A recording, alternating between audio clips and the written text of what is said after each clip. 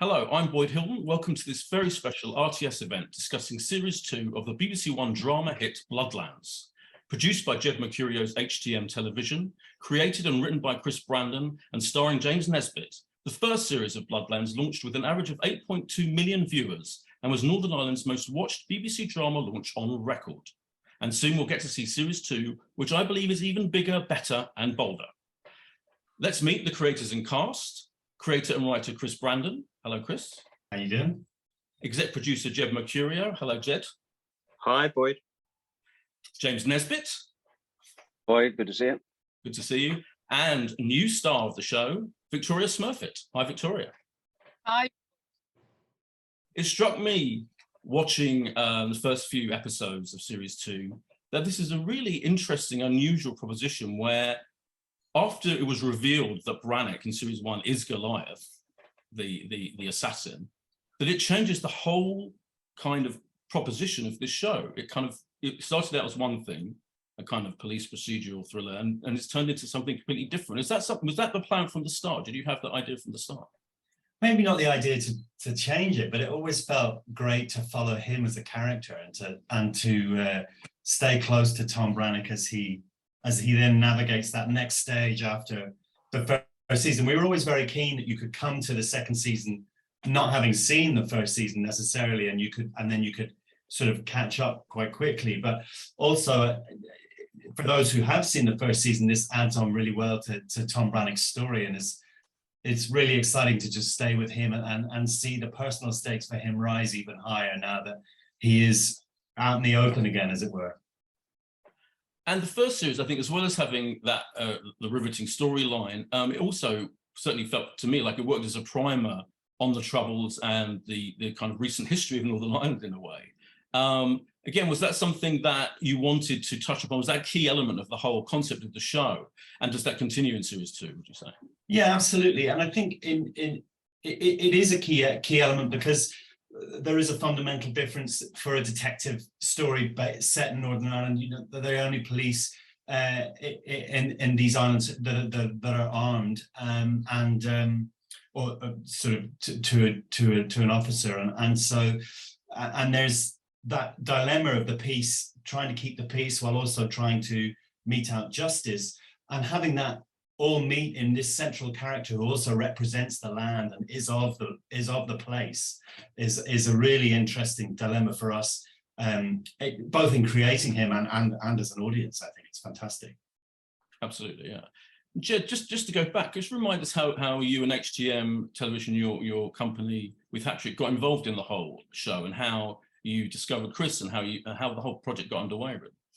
Yeah, so I read Chris's original spec script for Bloodlands, which was exactly what Chris just said. It was a really interesting and riveting piece about a character who in some ways represented the conflicts of his own land, that he had an internal struggle between peace and justice, burying the past as a way to bring people on a hopeful journey towards the future. And that was something that was happening at a great emotional cost to him, as it happens to a great emotional cost to many of the people who lived through the Troubles. And so we then set about trying to get it made for TV. And the first step was to find a brilliant leading actor who could embody this part of Tom Brannick. And that's when we approached Jimmy. He was absolutely the first person who came to mind as having all the attributes that we needed. And it was thrilling that he responded so positively to the material.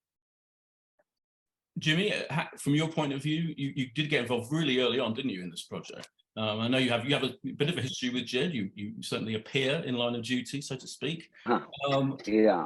I mean, that sort of came after we'd started this. You know, my history from Jed is that I've been a fan of Jed's for a very long time. And it's not often I say I'm a fan of anyone, particularly in my business. And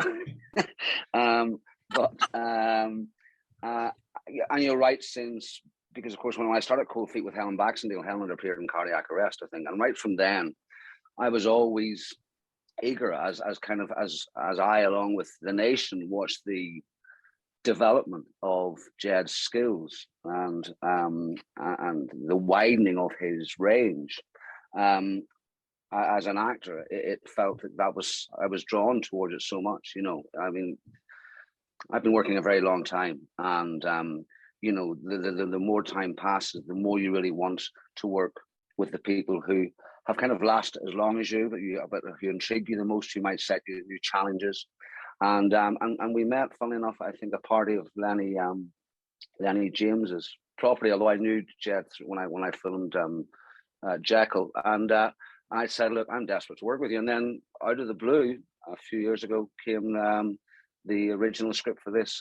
And you know, I am very much an actor who is drawn to work in Northern Ireland. And I think different actors have different opinions on that. But, you know, I always go back a lot of the time to Bloody Sunday when Paul Greengrass used to say that, you know, for a Northern Irish actor, tackling the Troubles is kind of their Lear in a way. It's kind of their King Lear, and it is a responsibility. And this seems to embody everything. It had the thrilling aspect of, you know, a cat and mouse kind of a really unusual thriller. It had the complexity of that character. It had someone who at his core was the very good side of an evolving Northern Ireland and trying to move on from the Troubles. Someone who had certainly suffered a great deal as a result of that, as we know, and someone who had to pay some terrible prices and do some terrible things for what he thought was in the cause of right and moving on and peace. And so the first series kind of went by in a whirl, really, in a way. And it was just really thrilling. And also, as I think Chris touched on, it's so important to me, the notion of the land in Northern Ireland, you know, and actually in the whole of Ireland. It goes back to the old J.B. Keane thing about how the land is incredibly important, you know, as important as God and, you know, and even the sectarianism that is so blighted in Northern Ireland. And it was just wonderful to kind of like be so grounded in the environment, because I think it also becomes a character in our show. When the second series came along, and obviously the differences in it, and it's funny you were asking Chris about what it's like when you start with the audience knowing. I mean, I've thought a lot about that, you know, and it's quite freeing in a way, to tell you the truth, because I think the responsibility of holding the secret without even the audience knowing in the first series was kind of quite difficult. And in a sense now it feels quite freeing. It also means you're hiding it from a lot less people, about 8 million, hopefully. But yes, it certainly means that the tightrope that you walk as Tom is just gets very, very narrow at times, you know, and as much as you have to be in the moment the whole time. And I think that's very key to being able to kind of navigate the extremely complicated chess game that Tom plays with all those different characters. It was at times, it's helpful in a sense that you feel it kind of like it's almost like a confessional in a sense, although it's to an audience, not to the characters. Yeah, because he's almost like at least two characters in one, isn't he? Watching him investigating the cases and at the same time manipulating the cases for his own ends. I don't think I've ever seen that play out like that in I think also what's interesting about that is I think sometimes he gets off on the power of it. You know, I'd like to say that he doesn't, but I actually think Tom can't help but be, particularly when we're with this storyline in series 2. I think it's impossible not to be not only corrupted, but rather empowered and kind of almost sexualized by it in a sense. There's something, you know, as I think that we see really in his relationship with Victoria, with Olivia, and I hasten to say with not Victoria. But then, of course, but along with that, there comes a terrible isolation and loneliness. And I mean, obviously, the guilt is clearly there, but you're holding on to an awful lot. And as difficult as that is sometimes to play that, that's also quite helpful, because it does mean that you have to withdraw sort of as an actor, in a sense, into kind of the character and really be on a journey on your own, but then know when to turn the switch of manipulation, know when to try and somehow deal with the different characters, particularly your daughter. So it's a chess game that's certainly complicated, but it is quite empowering as much as it is sort of difficult and kind of self-loathing. Right. Victoria, what was it like for you joining this show, and what did you make of the character of Olivia, who is extraordinarily enigmatic and fascinating from the very first minute she arrives on screen? Well, bless your heart, you obviously got the check. When I got a call to say that the triumvirate of these three lads said play in our sandpit, it was a no-brainer, to be honest. What I found really interesting was the idea that I got drip-fed Olivia in many ways, because Chris, you were writing it on the hoof as well. Yeah, so what was fantastic was he gave me a complete sense of her from the opening, and then spooled her out, and even I didn't know exactly where she was going to go, or exactly how dark or as light or as sexual or as twisty as she was going to become. So it was a real game of minutia, of just firstly, I'm working with Jimmy again after 20 years. So you're in a position of great comfort and safety. So I wasn't worried about failing, if you know what I mean. So you could play with it. And the one thing that I wanted to do with Olivia, because I didn't know where she was going to go, was to have it at all times, because at all times, whoever she's in the room with, she's lying to at least all of them.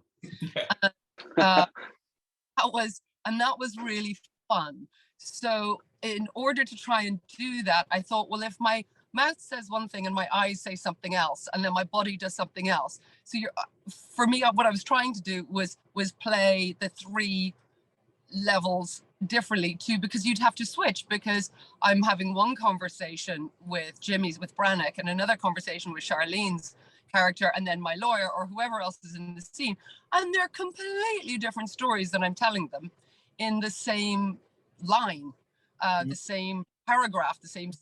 So it was really, really exciting. Like there was no room for dialing it in on this show, let me tell you. It kept you on your toes, and I was so excited to get to work every day and go play in, like I say, the sandbox these three fellas had created. Yeah, because it feels like your character is like a mirror of Brannick in a way, that you also have like multiple versions of the character in one, as you touched on. Like in that scene where the two of you are talking, I think pretty much the first scene you're in, where there's the ambiguous hand touch, for example. Everything you do and say is ambiguous, isn't it? And what's it like to cope with that? It was fun. It was just really fun. And this sounds terrible, but in many ways, I've some real pieces of work in my life.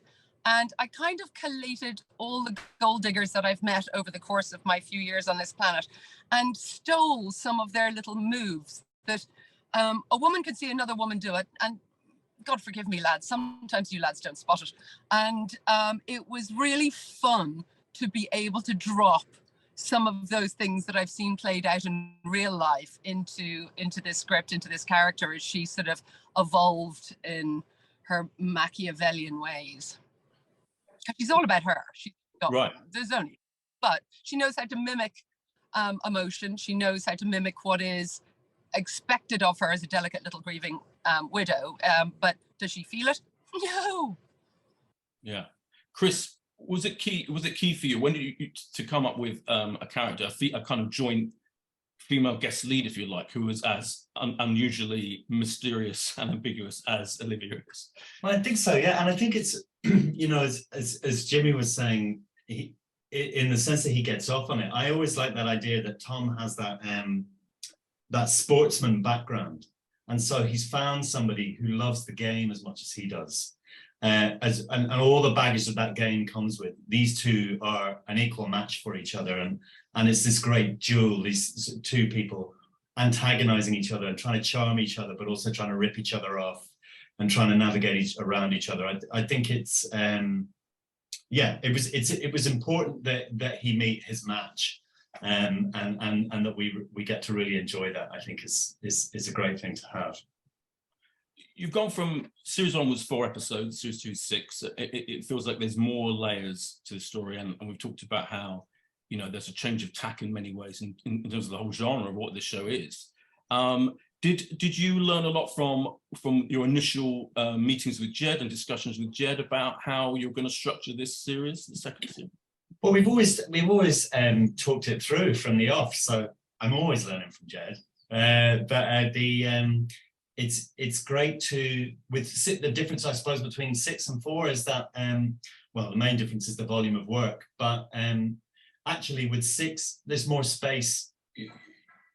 There's more space to explore different characters. So we have, you know, we're able to bring in more of Tom's daughter and see a fantastic performance from Lola. We're able to really see the great relationship between Olivia and Tom, and, you know, brilliant work from Victoria. You know, we're really able to sort of breathe, have more time to breathe with the characters. In a sense, and that's a really enjoyable thing. I think it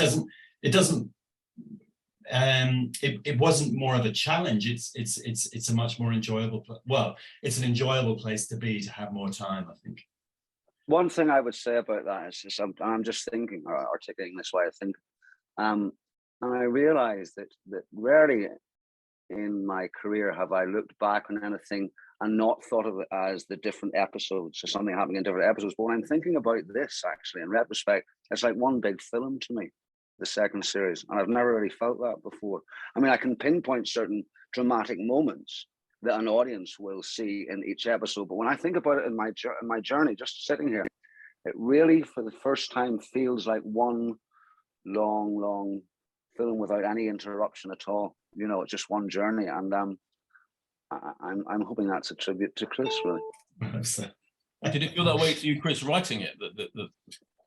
Well, I suppose, but each episode has its own arc and structure, and that was important. When, you know, that's one of the fantastic things, you know, one of the many fantastic things about being able to talk to Jed about, you know, how the episodes work, and being able to put points of interest and hooks in the right place. But yes, as a 6 episodes, it's great to look at that overall shape as well, and really enjoy the sort of the peaks and of that, and where we take more time and then where we speed up. You know, it's fascinating. I love it. Yeah, and also sorry, just that notion again. I'm thinking, rather than episodic, it's just once it takes off, you know, it's like a horse race. You're galloping towards something, you know, but you're not quite sure what. Right. And quite often we were like that because, you know, the writing was still being done, but you were just kind of, you know, you're in the saddle there. Jed, from your point of view, did your role, I mean, exec producer role can mean all kinds of things, can't it, I guess? Did your role in this change from series 1 to series 2, particularly, and how you worked with Chris? No, I don't think it changed in general terms.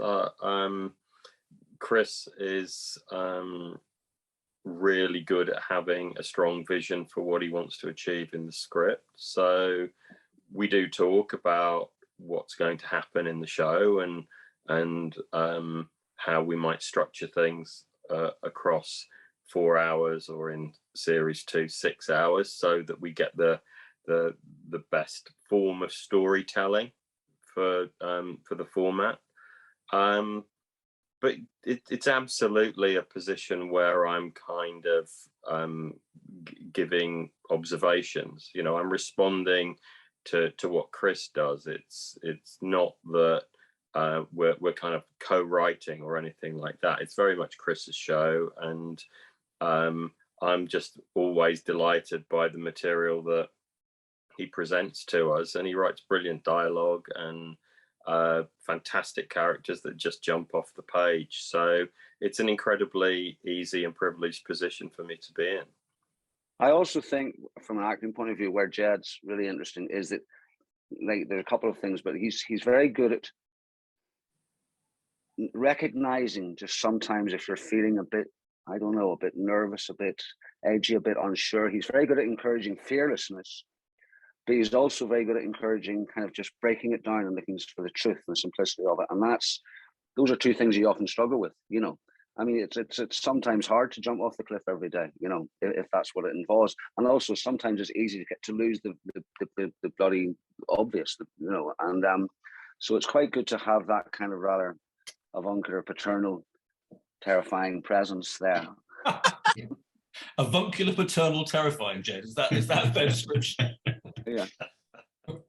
On the baseball well, I don't know what it is that terrifies Jimmy. That's probably a conversation for him and his therapist. Yeah, I've had many. I was going to ask you, Jed, as well. Like ostensibly, the show, certainly series 1, felt like this. You know, when you're given the idea that Jed Mercurio's new company is producing this kind of show, it felt totally right that this was very much in your wheelhouse.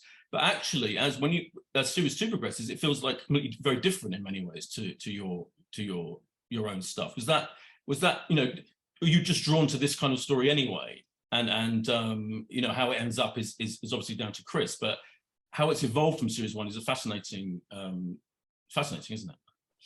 Yeah, I mean, the first thing is that the company HTM Television supports the writer's vision. So we're not giving assignments to writers. We're meeting interesting writers who have a voice and something to say. And so Chris is absolutely one of those writers who is very adept at writing thriller, but also really adept at digging into the emotional and psychological layers of the characters that he creates.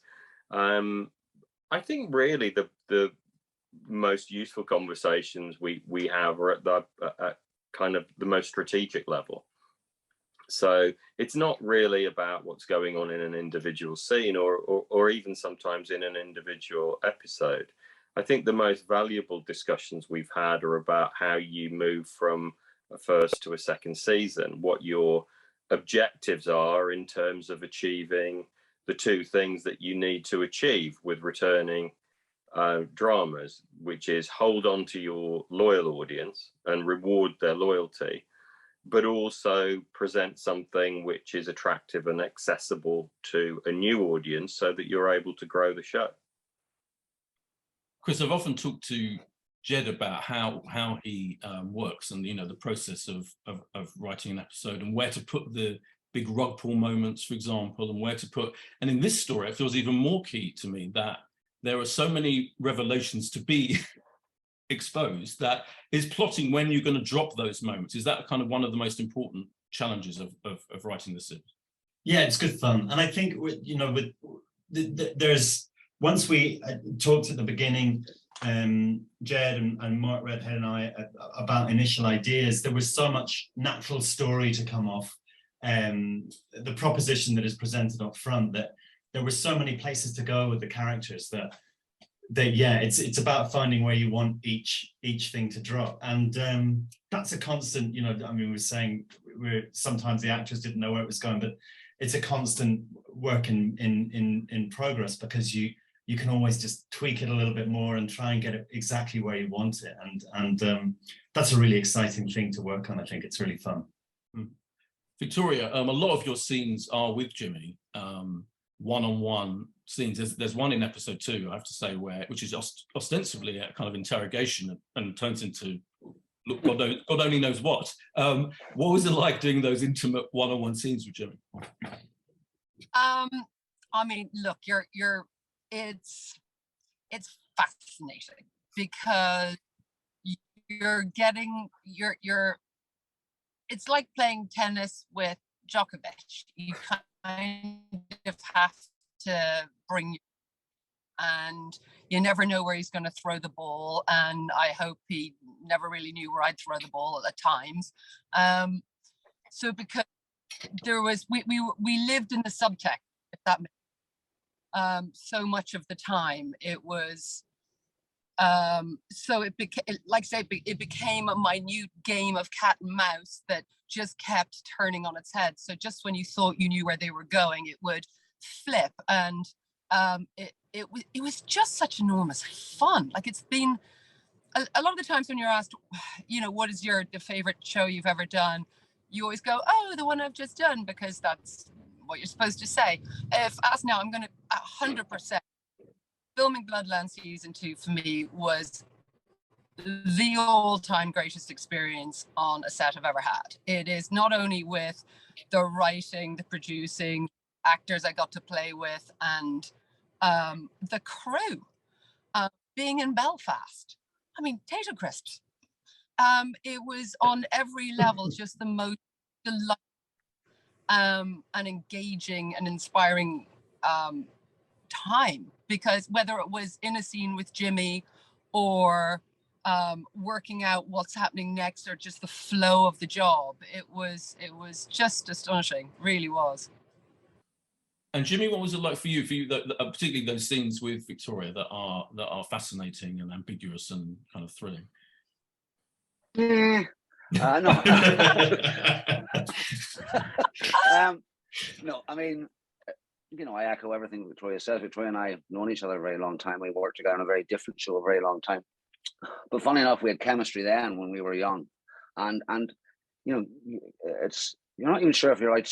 I mean, chemistry is one of those words now. I'm not entirely sure if that's even acceptable. But I think certainly the chemistry was still there, and it was just it was actually almost painful at times, because she kind of bested Tom quite a bit.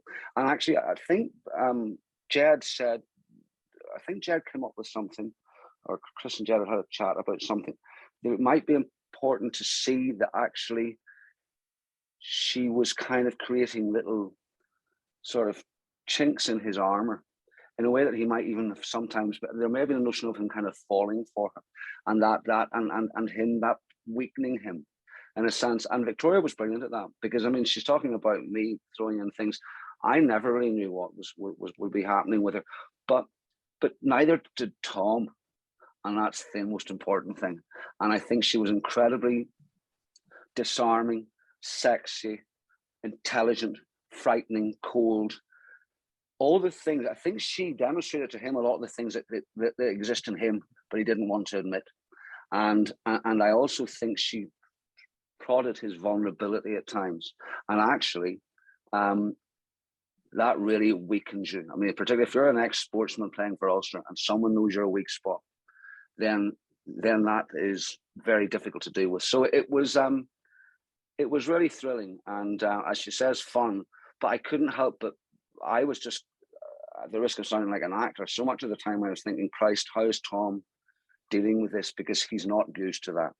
And presumably you're shooting out of sequence. I mean, you know, most shows are, aren't they? Is it hard to keep track of all the very subtle? Sometimes, but I mean, they're pretty good to us, because, you know, if we were shooting in the house, I mean, sometimes there would be the odd rewrite where and again, something that Chris and Jed are brilliant at, you know, and I guess Mark Redhead and Jimmy Mulville, you're given respect on this show. Now that can mean that the demands upon you are quite great. But if they think something hasn't quite worked in either the writing or the feel of performance, we'll do it again. So that sometimes happened. But a lot of the time we filmed in sequence because you were filming in location, but also even with them, filming out of sequence was sometimes helpful because you're never quite sure where you were anyway. Right. But no, that is a competition and a game between those characters that I've never really had before, and it was invigorating, thrilling, but also quite painful at times. Chris, let me ask you about the opening scene, which is a flashback to the for Brannick. Was that technically a challenge to do, and how did you pull it off?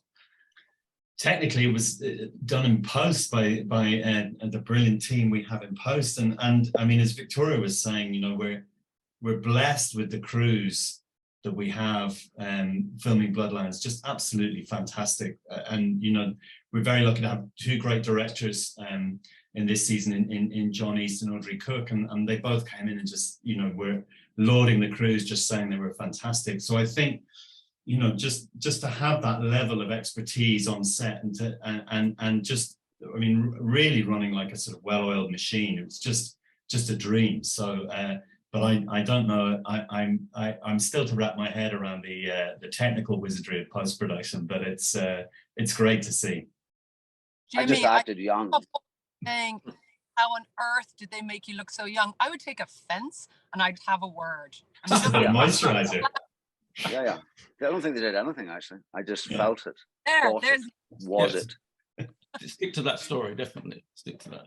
I want to ask about some of the other cast members. I mean, Lorcan Cranich, you know, I've loved since, you know, Cracker, the classic character he played in Cracker. And he is, again, his scenes where he's debating with Jimmy, you know, what to do are funny, kind of tense. I mean, the chemistry there is palpable as well. Jimmy? You know, he's a fantastic actor. And of course, you know, these are characters that have known each other a very long time. I was thinking about that, and I almost envy. I mean, I think Tom hates. You know, Tom has got so much. He must have so much self-hatred and loathing, but also he kind of projects it into really his hatred of Jackie. But I think they just the way they. I mean, you know, there's not much I can say about Lorcan about the fact that he's just a dream to work with because. You know, again with Lorcan, you never know what you're getting. You know, he might shout at you, but he's so nuanced, and it's interesting. It's really he's one of those actors that you know it when you're working with him. But I know I've watched this show, this series now, and my God, there's things that that are on screen that actually I just didn't see. Sometimes it's beautifully authentic, I think. Chris, did you have Lorcan in mind at all when you were writing? I didn't really have anybody in mind for the part, and so when Lorcan came, it was just. I mean, I was absolutely delighted. Like you, I remember him from Cracker, and some of the other jobs he's done. He's, as you know, as Jimmy said, there's things you see and you just go, I didn't even know that was there, and he minds it, and that's from, you know, he had us all cracking up in the read through as well, and it's yeah, he's great to have on board. We're very lucky with our cast. It's brilliant. And Charlie McKenna, who would have joined us, but I think she's filming. She as well. She's a fantastic foil, isn't she? Yeah, absolutely. It's interesting. I mean, I again, you know, for because I love working with all of them, Chris, Wally, Charlene, and Lorcan, but because of who Tom is, I find those scenes very painful because of his lies, his duplicity, his manipulation of them, his very going against what he and the Force stand for. You know, having really, in a sense, soul to soul in this. So it can be. I think he projects a lot of his self-loathing onto them a lot of the time. But with Charlene, I think he feels it with Neve's character. He feels it a lot because she's got such soulful eyes that pierce that go into him, you know, and piercing eyes. And I think that he's always hates that she's at times looking into his darkness and his soul. And I think he has to. I think he flinches from it. Yeah, I feel all the way through that somehow she knows there's something. Yeah, right. yeah. And Charlie McKenna does know, actually. She knows everything. I mean, she's sensational. I mean, what triumvirate of police to work with. But it's like I've got such different stories with all of them, and obviously with Chris, you know, playing Birdie, and that is also, you know, just the innocence and the humor and the decency and the sort of guilelessness of him or something, you know.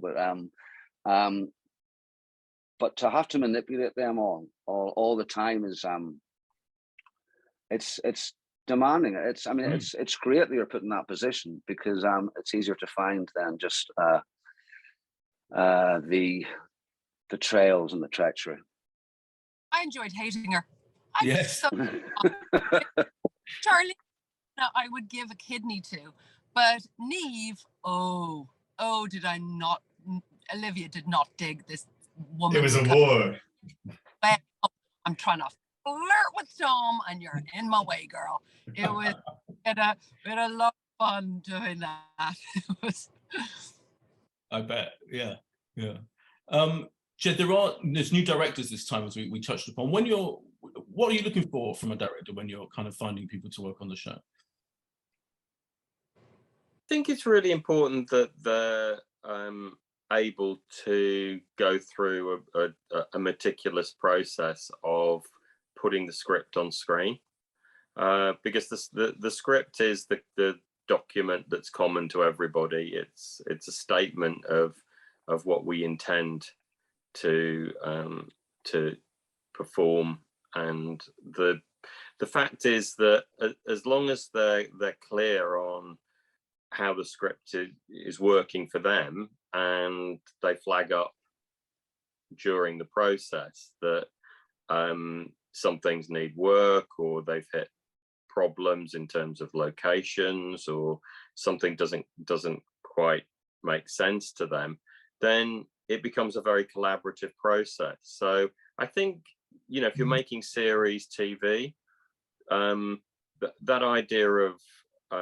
authorship has to be kind of supplanted by a more collaborative, a more collegial atmosphere, where everybody kind of declares what they're intending to do, so that other people are then able to say, oh, I get it, and can we do it this way or that way? And often it's just goes back to a very simple principle, which is what is the intention of a scene, or what is the intention of an action, what is the intention of a line of dialogue, what is it meant to communicate to the audience? And sometimes when we encounter those problems, we just have to go back to that basic principle, and Chris needs to say, well, this is what I wanted it to achieve, and then we can all work together to make sure that that's what ends up on screen. Brilliant. Actually, I have to say that was. But also, I mean, that's just brilliant. That's so true. God, I was rather blown away there. But John East, funny enough, is someone I worked with before. And, you know, I've got quite a lot to say sort of about John and then Audrey's approach to this, because John is someone I did Lucky Man with. And, you know, John is a very unique, pretty English, quite comical, very intelligent, very, very thorough director who makes it very clear what he wants, and often in no uncertain terms. And here he was working with what was predominantly a Northern Irish cast this time, which I think I was delighted, because I mean because you know they're steeped in working in Northern Ireland, they're steeped in Northern Irish troubles, quite a lot of them from a very different background from John, and yet the collaboration between them. And I would say, I mean, you know, Jed might disagree, but 15 years ago, with some of our crew from certain places where they have worked so collaboratively and been so happy to be led by this Englishman, I'm not so sure. And it was just brilliant now. And so he really had a wonderful way of working with our crew, who trusted him. And you know, again, actors say this all the time, well, yeah, the crew was amazing. This crew was sensational. And everyone enjoyed going to work. And John really led it. And then for Audrey to come in must have been quite daunting, because I think she probably found an extremely happy crew. And also coming in as second director, I imagine can't be necessarily that easy. And once again, it just worked. And it says, I think it really says a lot about how Jed and Chris approach these scripts, how they understand the role of a director. But it also says a lot about what at times projects like this mean to people. It's not just another job, you know. I mean, these projects meant as much to every single member of the crew, at whatever place they're in or whatever stage they're at in their career, as it did to us, as it did to the writers, as it did to the directors. It really was a team. Victoria, how was it working with the two directors for you? They're both hilariously different and utterly brilliant. John's got this, he's very detailed, which is fantastic. You kind of want to listen to everything he's saying, and he would say things and you just let it compute, and then I'd look over to him and he'd go, or. So had a really lovely shorthand that I very much enjoyed. He's very much sort of that he brings everybody together, and Audrey did the very same thing. Audrey had a more relaxed approach, but she could also afford to all being set up. But what I really loved was that Joan would come in and ding, ding, ding, ding, ding, ding, ding, move the battleship here, and then move the battleship there, and then hit. But sometimes, and then he'd go, as we got into, I think it was episode 3, he was like, I must check with Audrey that this is, so it was really lovely. Like, he was very aware that he had to hand it over to Audrey, and he wanted to take it in the way that she was looking forward to picking up the reins. And normally directors, it was a very funny moment where the two of them, now neither of them reach 5 foot. And the two of them on set chatting away with a coffee, and you never really see two directors together, because there's always but they'd want to be part of each other's journey. And that to me just spoke volumes about how this entire production was manifested and was working. Was you don't. You ask any director, have you worked with such and such? They're like, no, I don't care. They've got my job.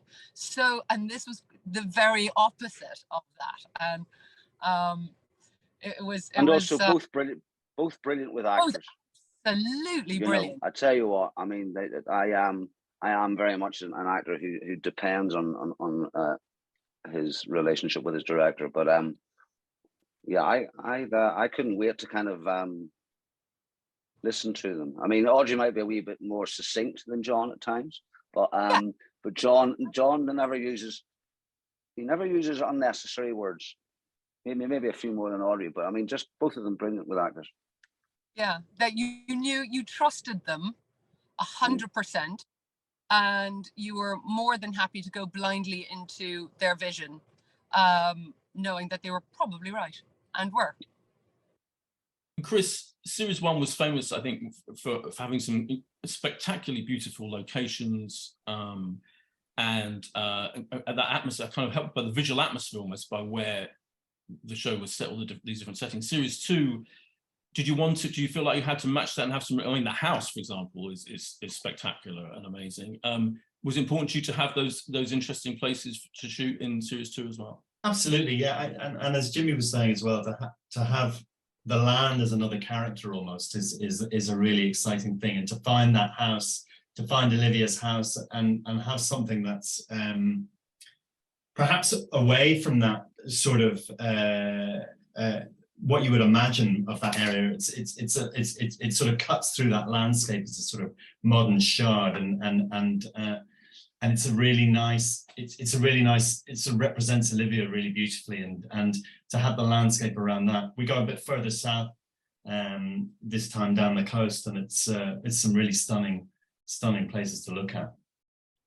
I remember in series 1, when I spoke to anyone who worked on it, they did mention how cold it was.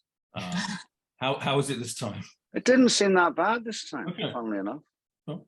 Were we a bit later in the year, were we? Yeah, no, we were a bit later in the year, but no, it didn't feel like that. Also, I was just thinking, boy, because I don't know how much time we've got left, but talking about the cast, it would be so remiss of me not to talk about working with Lola. Yeah. The journey that Tom has with Izzy is again one of the most painful in a way I've ever been asked to play, and Lola is just an extraordinary performer, actually, incredibly truthful, really simple and pure, but never not without an enormous amount of thought. I mean, they are an incredible artist to work with, and to have them as my daughter is just something that I'll that's really the most painful thing, right, to play that. But I mean, and those are it's like opportunities like that really are why you still want to be at the job, Yeah, because there's a quiet moment in episode 2, isn't there, where the kind of the pain, as you're kind of on your own and you're almost kind of welling up. I thought was really interesting. Yeah, well, Lola brings that out, And Chris, the relationship, in fact, between her and Birdie is a really interesting development in series 2 as well. Yeah, it's great. It's great to play, and it's, you know, to have actors of Lola and Chris's caliber really investing in the story and in the way that they do in this series. I mean, you know, it's that storyline plays out really, really beautifully, and as each element, as Tom is involved and as Olivia is involved, it's yeah, it's a complete honor to have them on board and to watch them work and to watch them elevate what you put on the page and really make it luminous on screen. It's fantastic. It's such an interesting new story. I mean, the notion of love in Bloodlands, that kind of love, you know, like a kind of a young sort of puppy, gorgeous, developing love. It sort of throws you quite, you know, off balance, I think, in a way, and just really beautiful to watch. I worry about Birdie, though, I have to say. I mean, I've only seen half the series, but, you know, I just fear for him. And he's clearly brilliantly scared of you as well. That guy. Yeah. That interaction. I think I fear for Birdie in any situation. So. Right, exactly. That's what I'm saying. Yeah, that's what I'm saying. Yeah, I just fear him, generally. Yeah, he's a lovely character. You root for him. Yeah. We have run out of time. I could talk about this show for hours on end. But thank you so much to James, Jed, and Victoria, and Chris. And congratulations on, I think, so far from what I've seen, a fabulous second series. Thank you. Boy, thank you so much. Thanks, boys. Thank you. Thank you.